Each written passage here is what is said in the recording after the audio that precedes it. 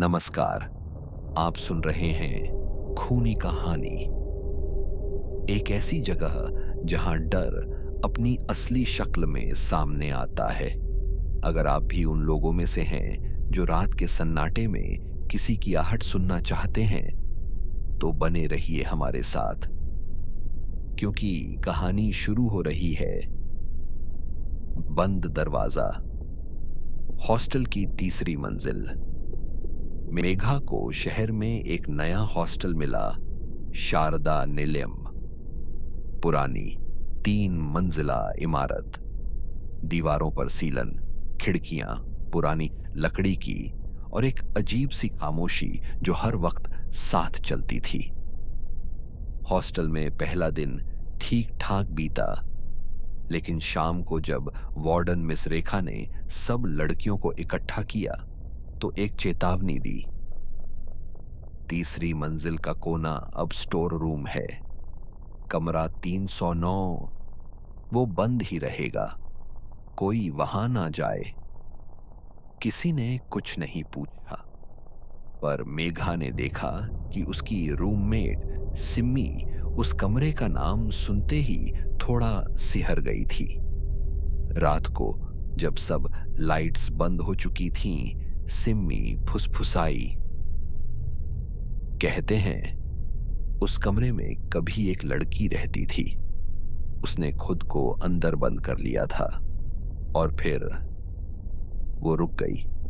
मेघा ने बात टाल दी, हंसकर।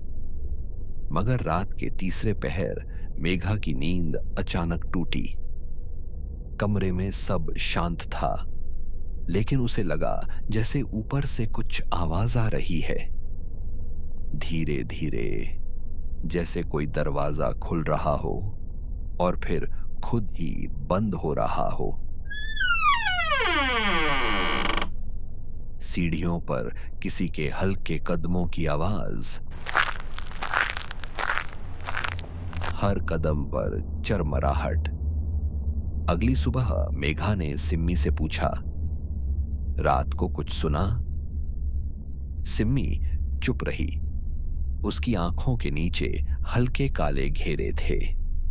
दूसरी रात कुछ और अजीब हुआ। मेघा की नींद अचानक टूटी और उसने देखा सिम्मी बिस्तर पर करवट बदलते हुए कुछ बड़बड़ा रही थी। 309 मत खोलो, मत खोलो, वो आ जाएगी। उसका माथा पसीने से भीगा हुआ था। जब मेघा ने उसे उठाया, सिम्मी कुछ पल तो चुप रही, फिर फुसफुसाई, मैंने उसे देखा था। वो सीढ़ियों पर खड़ी थी, बाल चेहरे पर थे और वो मुझे देख रही थी। रात बीत गई। सुबह दोनों ने कुछ नहीं कहा। तीसरी रात हॉस्टल की बिजली चली गई। सब लड़कियां अपने अपने कमरे में थीं। मेघा वॉशरूम से लौट रही थी। जब वो सीढ़ियों के पास पहुंची तो अचानक उसे लगा कोई ऊपर खड़ा है। उसने ऊपर देखा। एक लड़की सफेद नाइटी में, बाल चेहरे पर झूलते हुए, और वो आंखें काली खाली सीधे मेघा को घूरती हुई। मेघा की सांस रुक गई।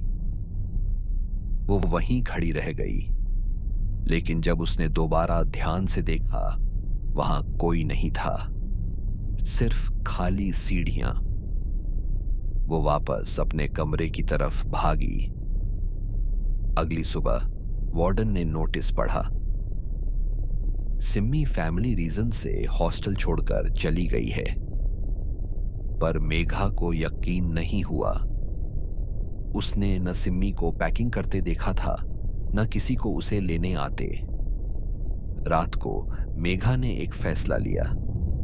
वो अकेले तीसरी मंजिल पर गई।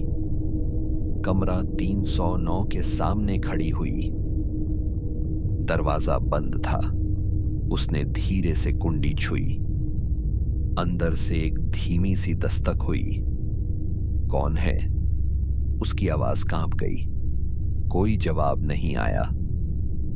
उसने दरवाजा धकेला, कमरा खुला और सामने अंधेरा पसरा था। भीतर एक स्टूल रखा था और दीवार पर कुछ उकेरा गया था। उसने नजदीक जाकर देखा, एक नाम लिखा था, नेहा। जैसे ही उसने दीवार छुई, एक आवाज फुसफुसाई। मैंने कहा था मत खोलो। दरवाजा अपने आप पीछे से बंद हो गया। कमरे में ठंड सी फैल गई। उसे सांसें महसूस हो रही थीं, अपनी नहीं, किसी और की। तुम आई क्यों? किसी ने पूछा बहुत पास से। मैं जानना चाहती थी कि यहां क्या है। अब तुम भी रहोगी मेरे साथ। कमरे की दीवारें जैसे हिलने लगी।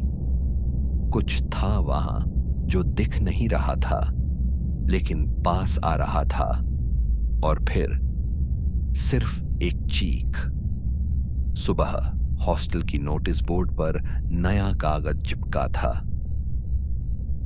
कमरा 309 हमेशा के लिए बंद रहेगा। कृपया कोई भी वहां न जाए। अब कोई मेघा का नाम नहीं लेता। कोई नहीं पूछता कि उसकी रूममेट कौन थी, मगर हर रात किसी कमरे से धीमी आवाज आती है, 309 मत खोलो, मत खोलो, वो आ जाएगी। Reply forward, add reaction.